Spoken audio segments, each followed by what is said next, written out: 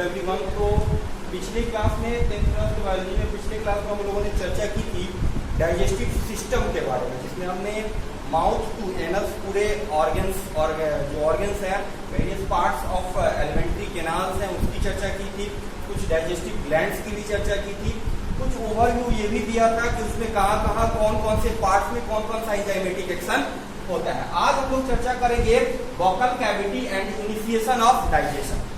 बॉकल cavity and initiation of digestion. अगर initiation of digestion की हम लोग चर्चा करें तो initiation of digestion starting in mouth, यानी कि मनुष्य में अगर देखा जाए तो उसके भोजन का पाचन जो है उसके माउथ में शुरू हो जाता है। ये बात हम कैसे कर सकते हैं?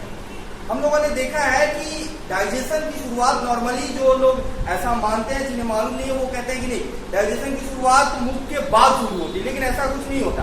डाइजेशन की शुरुआत आज आप लोग जान लें कि डाइजेशन की शुरुआत जो होती है उसके माउथ से शुरू हो जाती है। कैसे हो जाती है कि आपके भोजन का लगभग 30% स्टार्च, आपके भोजन का लगभग 30% स्टार्च उसके माउथ में ही डाइजेस्ट हो जाता है। यानी कि डाइजेशन की जो शुरुआत है वो कहाँ हो जाती है? बॉकल कैविटी, यानी कि आपके मुख गुहा में हो जाती है। तो यानी कि इनिशिएशन ऑफ डाइजेशन की अगर बात करें तो वह कहाँ पे शुरू हो जाती है? मुख या मुख गुहा। तो आपके लिए ऑब्जेक्टिव पॉइंट ऑफ व्यू से एक क्वेश्चन इंपॉर्टेंट है कि मनुष्य में पाचन की शुरुआत कहाँ होती है? तो वो हो जाती है उसके बॉकल कैविटी यानी कि मुख गुहा में। एक क्वेश्चन यहाँ पे और बनता है कि डाइजेशन की शुरुआत मुख गुहा में होती है तो किस एंजाइम के प्रेजेंस में होती है? ये क्वेश्चन और भी आपका बन सकता है कि डाइजेशन की शुरुआत कहाँ होती है और किस एंजाइम के प्रेजेंस में होती है, किस एंजाइम की उपस्थिति में होती है। तो पहले हमने आपको बताया कि डाइजेशन की शुरुआत जो होती है वो मुख गुहा में होती है और वहां पे जो पहला एंजाइमेटिक एक्शन होता है वो होता है टाइलिन द्वारा। किसके द्वारा? टाइलिन द्वारा। पिछले क्लास में भी हमने थोड़ी सी इसके बारे में चर्चा की थी। टाइलिन या इसको एमाइलोज भी कहते हैं। क्या कहते हैं? एमाइलेज भी कहते हैं। एक्चुअली ये एमाइलेज जो है ये काम करता है किस पे? स्टार्च पे काम करता है। किस पे काम करता है? स्टार्च पे।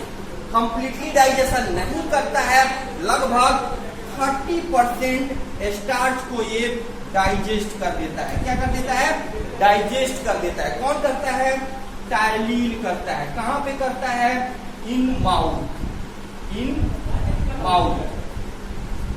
यानी कि initiation of digestion occurs in buccal cavity of human beings. यानी कि भोजन के पाचन की शुरुआत जो है मनुष्य के मुख में शुरू हो जाती है टाइलिन एंजाइम के एक्शन द्वारा, जो काम किस पे करता है? स्टार्च पे। यानी कि आपके भोजन का लगभग 30% स्टार्च जो है आपके मुख में ही डाइजेस्ट हो जाता है।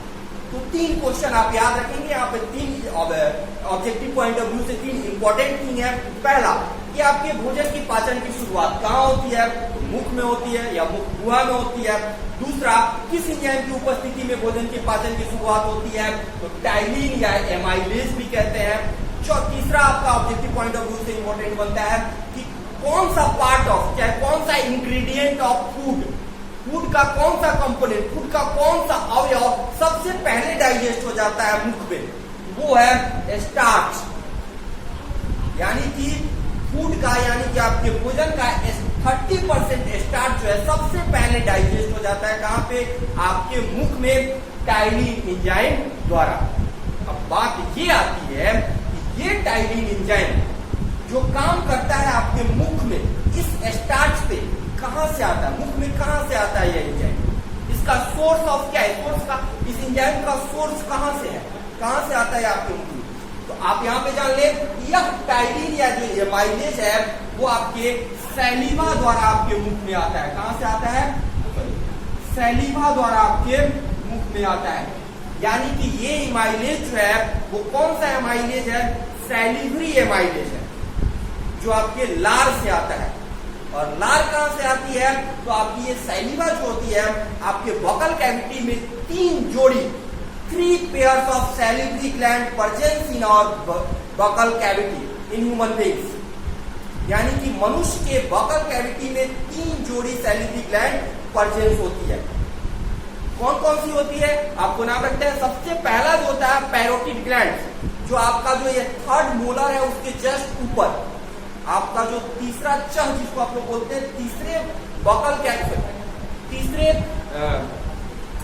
जो आपका मोलर है वो तीसरे मोलर के ऊपर ये प्रेजेंट होता है। आपका पहला पैरोटिड ग्लैंड, जिसको सैलिवरी ग्लैंड भी कहते हैं, पैरोटिड ग्लैंड पहला सैलिवरी ग्लैंड है जो प्रेजेंस होता है आपके जो आपका 3rd मोलर है उसके ऊपर।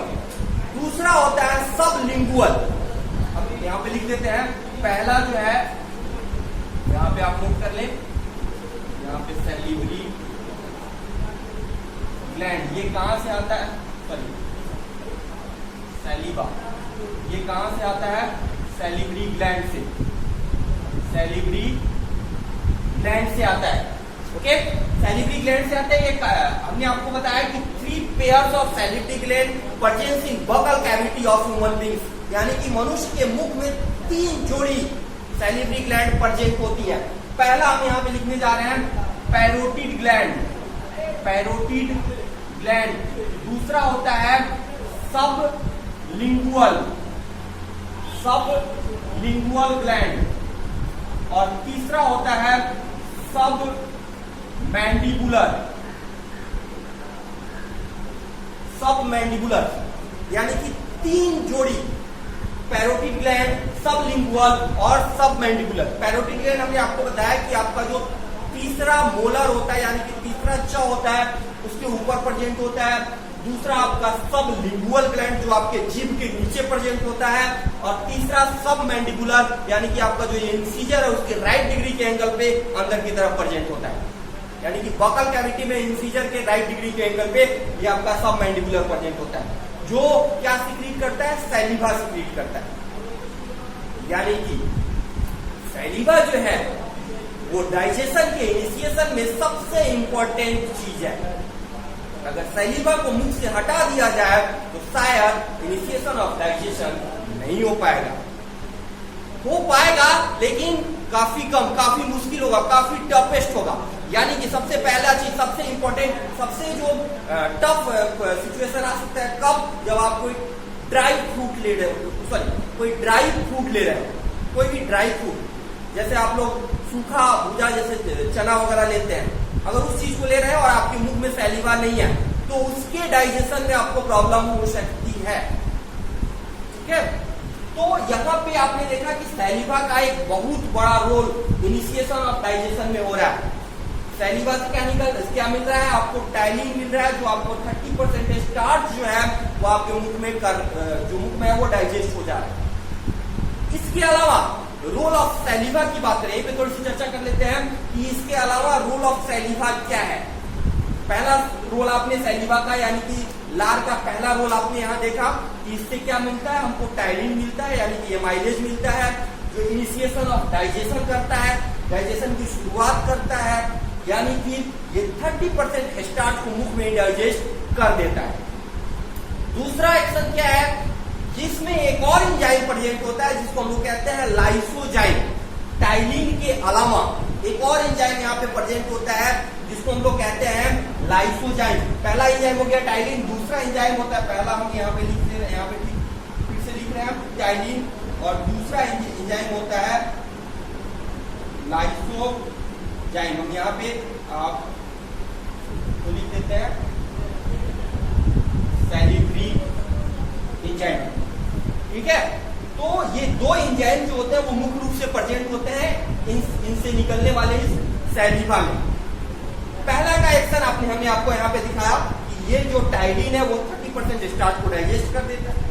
दूसरा जो लाइसोजाइम है वो आपके बकल कैविटी में प्रेजेंट या आपके फूड के द्वारा प्रवेश करने जो जा रहे हैं बैक्टीरिया जो है उनके सेल वॉल को ब्रेक कर देता है। यानी कि आप जो भोजन ले रहे हैं बाहरी एनवायरनमेंट से, जो भी आप भोजन ले रहे हैं, उस भोजन के साथ अगर गलती से अगर भोजन आपका सैनिटाइज नहीं है, पूरी तरह से सैनिटाइज नहीं है, तो उसके साथ जो भी गलती से बैक्टीरिया प्रवेश करने की कोशिश करते हैं उनमें से मैक्सिमम बैक्टीरिया को ये लाइसोजाइम उस बैक्टीरिया के सेल वॉल को क्या कर देता है, ब्रेक कर देता है। ये काफी स्ट्रॉन्ग हाइड्रोलाइटिक एंजाइम है, तो ये क्या कर देता है कि ये सेल वॉल को ब्रेक कर देता है। तो इस तरह से लाइसोजाइम जो है एक तरह से भोजन के सैलिवा जो है एक तरह से भोजन के सैनिटाइजेशन का काम भी करता है। कहाँ पे, मुख कैविटी, जो आपका बकल कैविटी है वहां पे। तो पहला काम इसने किया इनिशिएशन ऑफ डाइजेशन और दूसरा काम सैनिटाइजेशन ऑफ फूड। और तीसरा काम क्या होता है सैलिवा का? सैलिवा को आप देखिएगा तो सैलिवा में एंजाइम के साथ सैलिवा जो होता है वो म्यूकस चिपचिपा मटेरियल होता है, यानी कि उसमें म्यूकस प्रेजेंट होता है। क्या प्रेजेंट होता है? म्यूकस प्रेजेंट होता है। उसका क्या रोल है? तो वो उसका काम है कि वो आपके भोजन के छोटे छोटे कणों को, सिंप्लीफाइड पार्टिकल्स ऑफ फूड, यानी कि भोजन के सरलीकृत कणों को जो आपके टीथ के द्वारा सिंप्लीफाइड किए जाते हैं, तो उनके कणों को वो एक साथ चिपका कर निगलने में मदद करता है। वही चर्चा हमने पहले की थी कि अगर आप कोई भी ड्राई फूड ले रहे हो, कोई भी सूखा भोजन अगर आप भोजन ले रहे हो, तो उसको अगर सैलिवा नहीं हो तो निगलने में काफी प्रॉब्लम आती है। इसलिए सैलिवा में जो म्यूकस प्रेजेंट होते हैं, वो म्यूकस जो है उस भोजन के कणों को चिपका कर उसको बोलस में रूपांतरित कर देते हैं। किसमें रूपांतरित कर देते हैं? बोलस, यानी बोलस होता है गोला पार्टिकल्स, भोजन के कण का एक राउंड जो स्ट्रक्चर होता है जो ओएसोफेगस के द्वारा निगलने में मदद करता है। तो ये तीन फंक्शन बेसिकली सैलिवा प्ले करता है। तो ये क्वेश्चन बार बार आपके एग्जाम में पूछा जाता है कि what is the action of saliva in digestion. कहने का मतलब है कि भोजन के पाचन में सैलिवा की क्या भूमिका, यानी कि लार की क्या भूमिका है। तो सबसे पहले आप डिस्क्रिप्शन देंगे कि जो सैलिवा है उसमें दो तरह के एंजाइम मौजूद होते हैं। आप अगर लिखना चाहें तो हम बोलने जा रहे हैं, आप लिख सकते हैं। दो सैलिवा में जो है, लार में जो है वो दो तरह के एंजाइम मौजूद होते हैं, टाइलिन और लाइसोजाइम। टाइलिन के बारे में आप लिखिएगा कि ये जो इनिशिएशन ऑफ डाइजेशन, यानी कि भोजन के पाचन की शुरुआत करता है मुख कैविटी में 30% स्टार्च को पचाकर, यानी कि ये मुख में ही लगभग 30% स्टार्च को डाइजेस्ट कर देता है। दूसरा जो आप इंपॉर्टेंट पॉइंट लिखिएगा वो लिखिएगा कि इसमें दूसरा एंजाइम जो लाइसोजाइम होता है वो हमारे भोजन के साथ प्रवेश करने वाले बैक्टीरिया को किल करने का काम करता है, यानी कि सैनिटाइजेशन ऑफ फूड का काम करता है। ठीक है। और तीसरा लिखिएगा, तीसरा पॉइंट आप जो लिखिएगा वो लिखिएगा कि भोजन के जो लार होता है वो उसमें म्यूकस प्रेजेंट होता है, और ये म्यूकस टीथ के द्वारा सरलीकृत भोजन के कणों को चिपका कर बोलस में रूपांतरित कर निगलने में मदद करते हैं। यानी कि तीन चीजें, पहला ये initiation of digestion, sanitisation of food, और तीसरा भोजन के निगलने में मदद। ये तीन चीजें लार के द्वारा संपन्न होती है, जिसे आप अपनी भाषा में आसानी से लिख सकते हैं। काफी इंपॉर्टेंट क्वेश्चन है, कई बार पूछा जा चुका है। तो ये थोड़ी सी चर्चा हम लोगों ने की इनिशिएशन ऑफ डाइजेशन की, जिसको कनेक्ट किया हमने सैलिवा से। कि जो initiation of digestion in buccal cavity है वो डायरेक्टली रिलेटेड है इससे, सैलिवा से, क्योंकि जो एंजाइम एक्ट, यानी कि जो एंजाइमेटिक एक्शन होता है इनिशिएशन ऑफ डाइजेशन के दौरान, वो किसमें प्रेजेंट होता है? सैलिवरी ग्लैंड, सैलिवरी ग्लैंड से सीक्रेट होने वाले सैलिवा, यानी कि लार में। और ये भी मैंने आपको बताया कि आपकी जो बकल कैविटी होती है उसमें तीन जोड़ी लार ग्रंथियां होती है। पहला पैरोटिड ग्लैंड, दूसरा सबलिंगुअल ग्लैंड, और तीसरा सब मैंडिबुलर ग्लैंड। ये तीन जोड़ी ग्रंथि होती है। तो ये हो गया इनिशिएशन ऑफ डाइजेशन। थोड़ी सी चर्चा हम लोग करेंगे बकल कैविटी के बारे में। बकल कैविटी में जो इंपॉर्टेंट पार्ट्स होते हैं, इंपॉर्टेंट स्ट्रक्चर होते हैं, वो क्या क्या होते हैं जो इनिशिएशन ऑफ डाइजेशन में हेल्प करते हैं, भोजन की पाचन की शुरुआत में मदद करते हैं, जिसके बिना शायद भोजन को निगलने में काफी परेशानी हो सकती है। अगर वो पार्ट्स दो नहीं रहे तो इसमें जो मुख्य पार्ट्स आते हैं वो आते हैं आपको जो दो मुख्य पार्ट आते हैं, वो आते हैं आपको टीथ, और दूसरा आता है टंग। टीथ और टंग, टीथ यानी कि दांत और यानी कि जीभ। ये दो इंपॉर्टेंट स्ट्रक्चर हैं बकल कैविटी में जो मौजूद होते हैं। इसके बिना भोजन को निगलने, भोजन के स्वाद को मालूम करने आदि में बहुत सारी प्रॉब्लम आ सकती है। तो इस दोनों की चर्चा हम लोग करेंगे, टीथ और टंग। ये दोनों कहां पे मौजूद होते हैं? आपके बकल कैविटी में। यहां पे एक चीज आप लोग देखते हैं कि टीथ, जो हमारा बकल कैविटी होता है, हमारा जो माउथ होता है, वो एक्चुअली एक बाहर से एक स्ट्रक्चर के द्वारा घिरा रहता है जिसको हम लोग कहते हैं लिप्स। क्या कहते हैं? लिप्स। और लिप्स एक चीज और आप जान सकते हैं कि लिप्स और टीथ के बीच में भी एक खाली स्थान होता है। टीथ और लिप्स के बीच में भी एक खाली स्थान होता है, सामने से लेकर के अंदर तक चला जाता है, जिसको हम लोग वेस्टिब्यूल कहते हैं। वेस्टिब्यूल कहते हैं, हिंदी में आप उसको गलियारा कह सकते हैं, कोई दिक्कत नहीं है। तो उसको हम लोग वेस्टिब्यूल कहते हैं। ये अभी जान लीजिए, जानकारी के लिए सही है। तो यहाँ पे हम लोग अभी दो चीज की चर्चा करने जा रहे हैं, टीथ और टंग इन ह्यूमंस। मनुष्य में टीथ और टंग जो बकल कैविटी में मौजूद होते हैं, उसके बारे में हम लोग थोड़ी सी यहाँ पे चर्चा करेंगे। इनिशिएशन ऑफ डाइजेशन की चर्चा हम लोग कर चुके हैं। अभी पहले बात हम करते हैं टीथ की। तो टीथ जो है वो एक्चुअली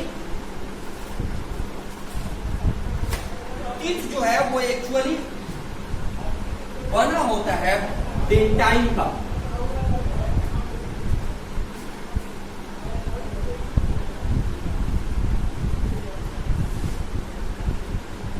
टीथ जो है वो एक्चुअली बना होता है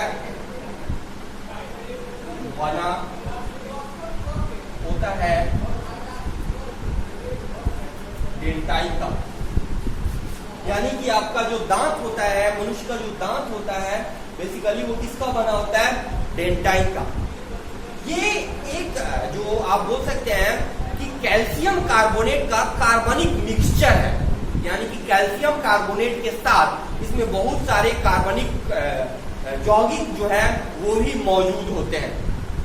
तो डेंटाइन जो है वो मिक्सचर ऑफ ये कैल्शियम कार्बोनेट का CaCO3 का कार्बनिक मिश्रण है। क्या है? कार्बनिक मिश्रण है। ठीक है। तो इसको हम लोग आप बोल सकते हैं कि एक सीमेंट लाइक मटेरियल है। क्या करते हैं?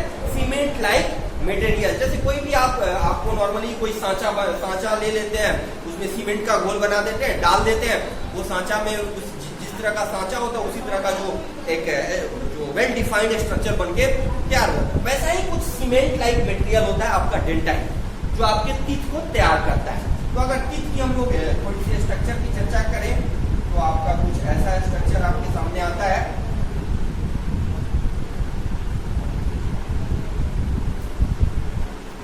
इस तरह का स्ट्रक्चर आपके सामने आता है एक नॉर्मल टीथ का।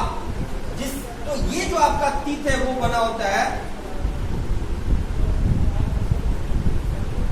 ये जो आपका पूरा पार्ट है वो बना होता है डेंटाइन का। टीथ को अगर स्ट्रक्चरली हम लोग डिफरेंशिएट करें, इसके पार्ट्स को हम लोग विभेदित करें तो तीन पार्ट्स होते हैं। पहला जो होता है वो होता है हेड, दूसरा को हम लोग बोलते हैं क्राउन या नेक, और तीसरे पार्ट को हम लोग बोलते हैं रूट, यानी कि रूट यानी कि जड़, क्राउन, नेक यानी कि गर्दन आप बोल सकते हैं, हेड यानी कि सर वाला भाग। ये तीन पार्ट होते हैं। ये पूरा बना होता है आपके डेंटाइन का। तीसरी इंपॉर्टेंट चीज जो होती है, सिर्फ हेड रीजन, क्राउन और नेक नहीं, सिर्फ हेड रीजन जो होता है वो एक अलग मटेरियल, एक व्हाइटिश मटेरियल, उजले कलर का एक चमकदार मटेरियल से घिरा होता है, जिसको हम लोग कहते हैं इनामेल। क्या कहते हैं? इनामेल।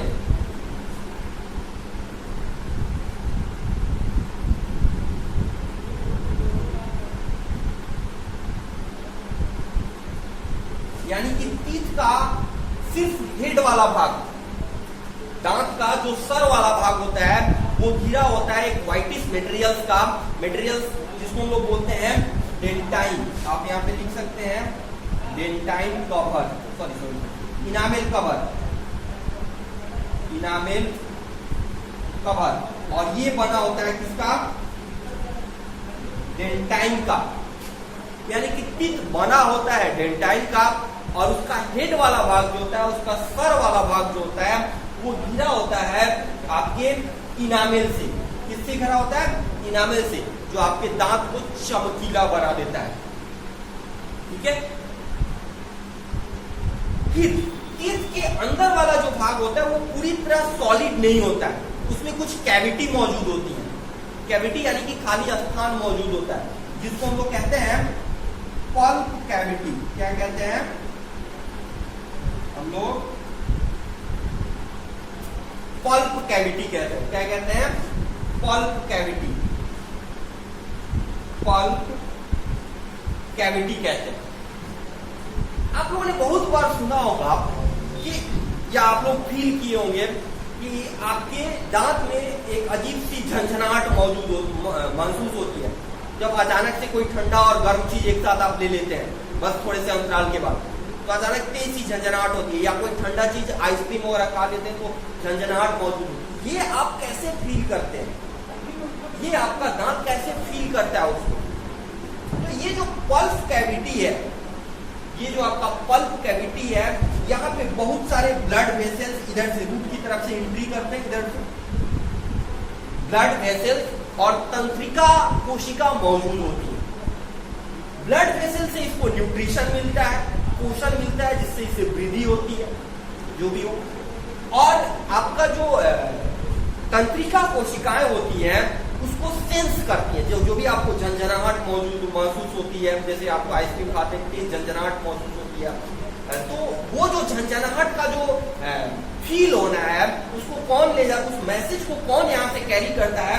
तो यहाँ पे कुछ तंत्रिका कोशिकाएं मौजूद होती है इस पल्प कैविटी में, जो उस मैसेज को ले करके आपके सेंसरी पार्ट्स ऑफ ब्रेन तक ले जाती है, जहाँ पे उस मैसेज को एनालाइज किया जाता है किस तरह का मैसेज। तो वो आगे की बात है। यहाँ पे समझना है कि यानी कि दांत के अंदर जो होती है कैविटी मौजूद होती है, जिसको हम लोग पल्प कैविटी कहते हैं। पल्प कैविटी में ही कुछ रक्त वाहिकाएं और तंत्रिका कोशिकाएं दोनों मौजूद होती है। रक्त वाहिकाएं इनको पोषण प्रदान करती है, जिससे इसमें वृद्धि और विकास होता है, और तंत्रिका कोशिकाएं इनका जो सेंसेशन होता है उस सेंसेशन को फील करती हैं, उस सेंसेशन को लेकर के मस्तिष्क तक पहुंचाती है। तो ये बात हो गई आपके जो आपका जो टीथ है उसके बनावट कि उसका बनावट किस तरह का होता है। डेंटाइन का बना होता है, 3 पार्ट होते हैं, रूट क्राउन और नेक, रूट क्राउन और हेड। हेड पे जो होता है, सिर्फ हेड पे इनामेल का कवर होता है, जो एक ब्राइटेस्ट मटेरियल होता है और काफी स्ट्रॉन्ग मटेरियल होता है, जो आपके दांत की सुरक्षा भी करता है, क्योंकि आप दांत की कई तरह से सुरक्षा करता है, क्योंकि आप भोजन में अलग अलग तरह के मटेरियल्स लेते हैं, तो उससे आपके दांत की सुरक्षा करता है। इसके अंदर एक कैविटी होती है जिसको हम लोग पल्प कैविटी कहते हैं, जिसमें तंत्रिका कोशिकाएं और रक्त कोशिकाएं दोनों मौजूद होती हैं। तंत्रिका रक्त कोशिकाएं इनको पोषण प्रदान करती है, जबकि तंत्रिका कोशिकाएं जो है इनका जो सेंसेशन करती है। तो ये हो गई इसकी बनावट। अब बात आती है कि हमारे जो मनुष्य का जो दांत होता है उसमें कई तरह के दांत मौजूद होते हैं, कई तरह के दांत मौजूद होते हैं। तो वो कौन कौन से दांत होते हैं उसकी थोड़ी सी चर्चा हम लोग यहाँ पे करेंगे। ये बनावट आप लोग देख लेंगे, इसको बना लेंगे हम। अब इसके आगे हम लोग थोड़ा बढ़ते हैं कि दांत का जो नंबर होता है वो कितना होता है और कैसे होते हैं। बेसिकली अगर टाइप की चर्चा करें तो मनुष्य का दांत जो होता है वो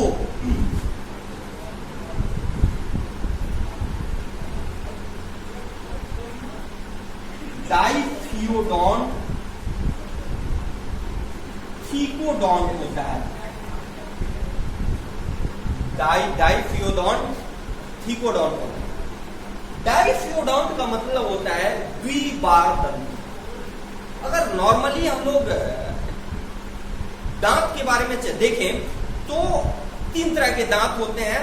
उसके इमर्जेंस के आधार पर, एक्चुअली अपीयरेंस के आधार पर। पहला होता है मोनोफियोडॉन, डाइफियोडॉन और पॉलीफियोडॉन। क्या डिफरेंस है दोनों के बीच? मोनोफियोडॉन का मतलब है कि दांत एक बार निकला और परमानेंटली उसके फुल लाइफ स्पैन तक वहीं रह गया, उसमें कोई एक बार निकला अगर वो टूट गया तो फिर दोबारा नहीं आया। जैसे जितने भी वेल होते हैं, टूथ वेल जिसमें दांत होती है, वेल मछली अगर वो टूथ है यानी कि उसमें दांत वाली है, तो उसमें जो दांत होते हैं वो मोनोफियोडॉन होते हैं। यानी कि एक बार अगर वो निकल गया तो उसके बाद अगर वो टूट जाएगा तो फिर दोबारा दांत नहीं निकलेंगे, यानी कि एक बार ही दांत आता है, तो उसको हम लोग बोलते हैं मोनोफियोडॉन। डाइफियोडॉन, इसमें दो तरह के दांत होते हैं। पहला जिसको हम लोग मिल्क टीथ बोलते हैं, मिल्क टीथ डाइफियोडॉन में आता है। एक मिल्क टीथ आता है, मिल्क टीथ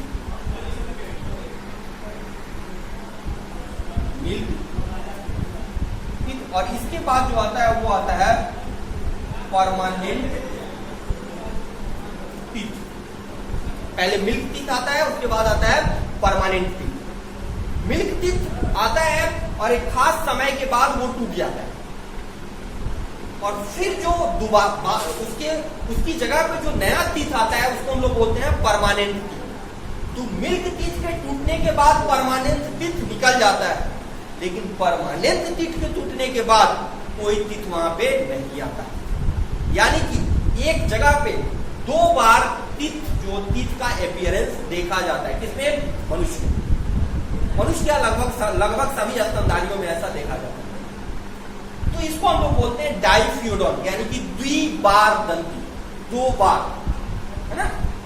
और चौथा और तीसरा होता है पॉलीफियोडॉन। पॉलीफियोडॉन में ऐसा देखा जाता है कि टीथ टूटता रहता है और फिर वहां पे नए टीथ जो होते हैं वो अपीयर होते हैं। जैसे एग्जांपल के तौर पर फ्रॉग, मेढक में जो टीथ होते हैं, दांत होते हैं, वो पॉलीफियोडॉन होते हैं, यानी कि बहुबार दंती। एक टीथ अपीयर हुआ, टूट गया, फिर उसके बाद आ गया, फिर टूटा, फिर आया, ऐसा चलता रहता है। जितने बार उसका दांत टूटेगा उतने बार उसके ऊपर जो है नए दांत निकल। और ट्रिकोडॉन्ट का मतलब होता है कि मनुष्य का जो दांत होता है वो एक सॉकेट में धंसा होता है, जिसको हम लोग कहते हैं मसूड़ा। तो यहाँ पे आप लिख सकते हैं कि इसका मतलब हो गया मसूड़ों में धंसा हुआ,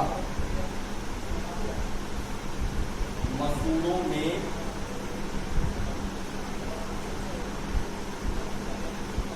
धंसा हुआ,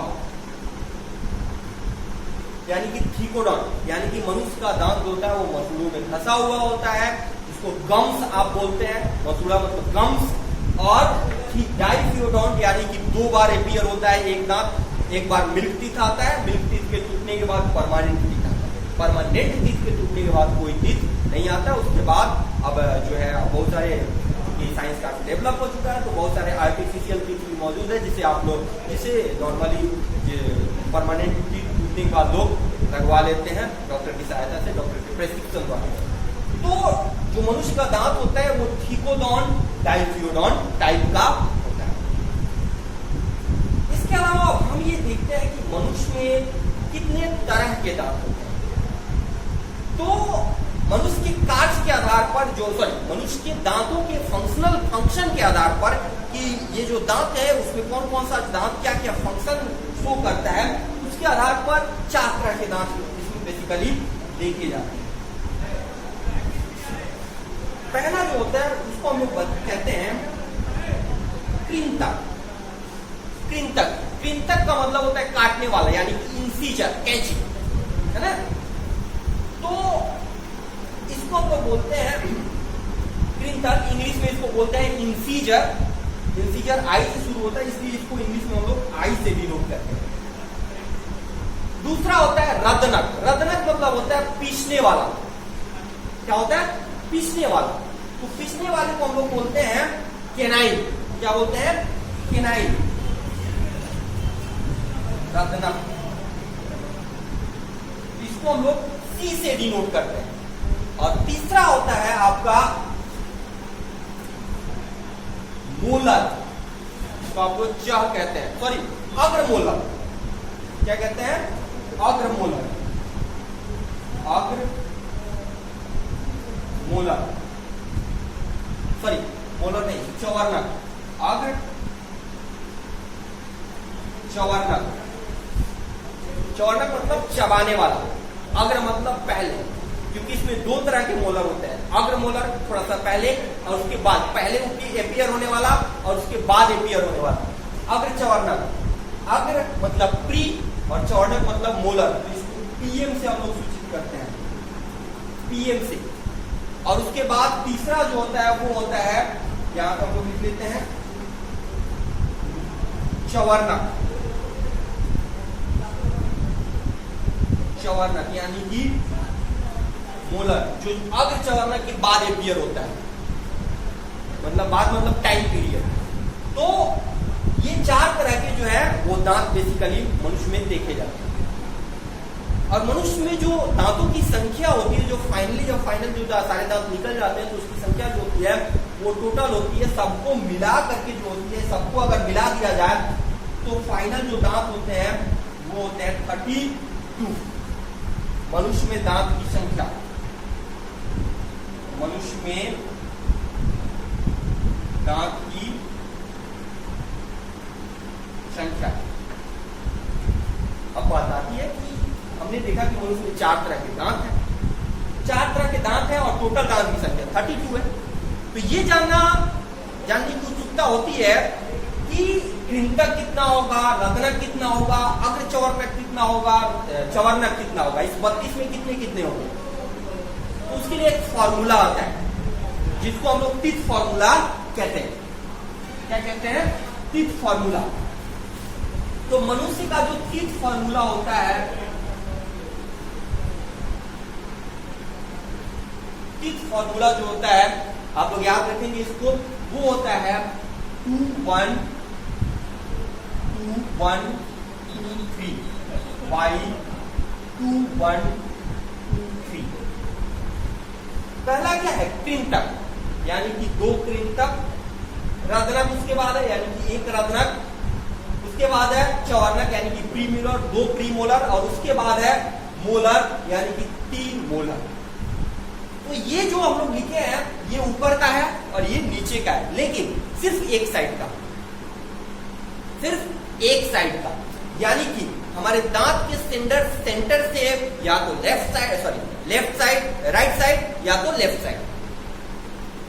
अगर पूरा हम लोग लिखे तो इधर भी 2 1 2 3, फिर नीचे 2 1 2 3, यानी कि ये हाफ साइड का फॉर्मूला है, ऊपर और नीचे हाफ साइड। ठीक है, तो अगर देखा जाए एक तरह से, तो अगर मुख के हाफ साइड में हम लोग चले तो 2 कृंतक ऊपर, 2 कृंतक ऊपर, 2 इंसीजर ऊपर और फिर 2 इंसीजर नीचे एक साइड। उसी तरह दूसरे साइड भी 2 इंसीजर ऊपर और 2 इंसीजर नीचे होंगे, यानी कि चवर्णक कृंतक की संख्या कितनी हो जाएगी? एक बार फिर आप लोग समझिए, 2 इंसीजर ऊपर और 2 इंसीजर नीचे, 4। हमने कहा कि ये सिर्फ एक साइड का है, तो एक साइड में कितने कृंतक? 4 इंसीजर, और फिर उतना ही दूसरे साइड में भी होगा। अगर जैसे मान लीजिए कि हम लोग यहाँ ऐसे शुरू कर दें,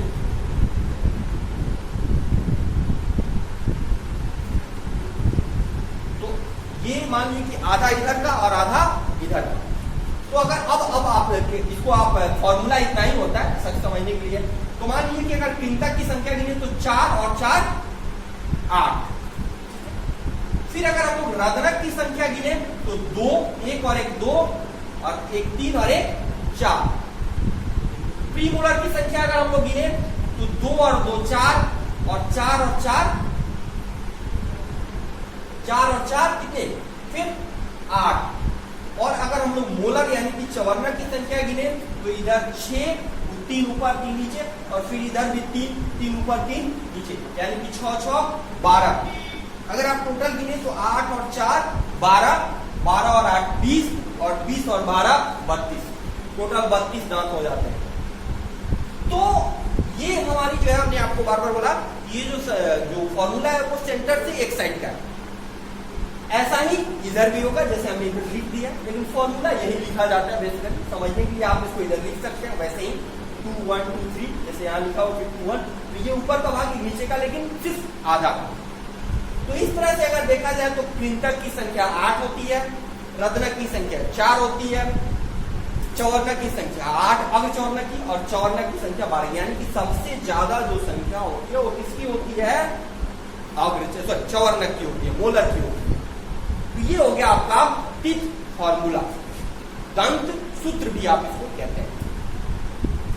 तो ये सारी बातें थी दांत के बारे में।